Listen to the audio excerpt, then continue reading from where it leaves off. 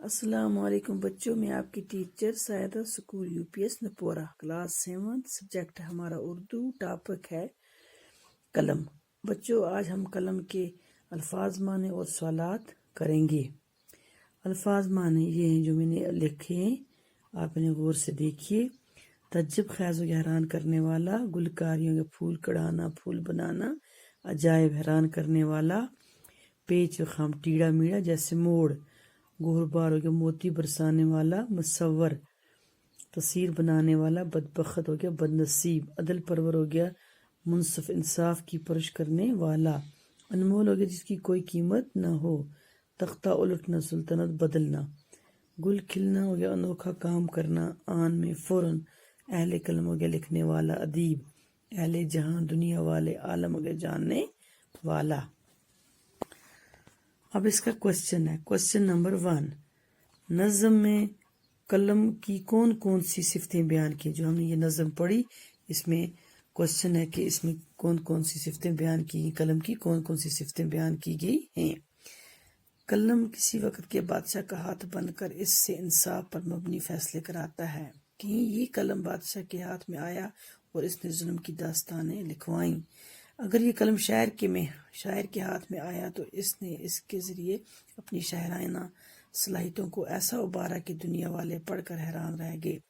جب یہ قلم کسی تصویر بنانے والے کے ہاتھ میں پہنچتا ہے تو کہیں شاہکار سامنے آتے ہیں۔ قلم منصف کے ہاتھ میں جا کر کسی ملزم کی سزا کم کراتا ہے اور کسی قتل کے ملزم کو پھانسی سے بچا کر نئی زندگی بخشتا ہے۔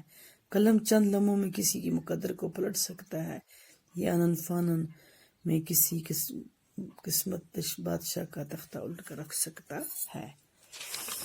کوشچن نمبر ہے 2، عالم قلم سے کیا کام لیتا ہے؟ عالم ہو گیا علم جاننے والا، عالم کیا ہوا؟ علم جاننے والا۔ عالم قلم کی بدولت اپنے علم کو دوسروں تک پہنچاتا ہے اور ان کی ذہن و دل کو روشن کر دیتا ہے۔ قلم کی بدولت عالم و فکروں، فلسفوں، دانشوروں نے لوگوں تک اپنے خیالات پہنچا کر انقلاب برپا کیے، لوگوں کی سماجی، سیاسی، اقتصادی حالات کو بدل کر رکھ دیا۔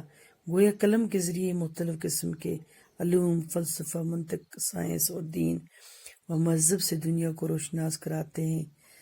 نمبر 3، قلم کس کے ہاتھ میں پہنچ کر حسن کا انمول نقشہ کھینچتا ہے؟ قلم مصور کے ہاتھ میں، مصور کے جو تصویر بناتا ہے، پہنچ کر حسن کا انمول نقشہ کھینچتا ہے۔ سوال نمبر 4، یہ نظم کس شاعر کی ہے؟ جدید نصابی کتاب بہارستان اردو میں اس نظم کے شاعر کا نام نشاط انصاری لکھا ہے۔ کس نے لکھا ہے؟ نشاط انصاری نے، جبکہ اس سے پہلی کتاب گلستان اردو میں اسی نظم کے شاعر کا نام نشاط کشتواڑی لکھا تھا۔ اللہ حافظ۔ بچوں آج کا سبق ختم ہوا، انشاءاللہ ہم کل نیکسٹ لیسن پڑھیں گے۔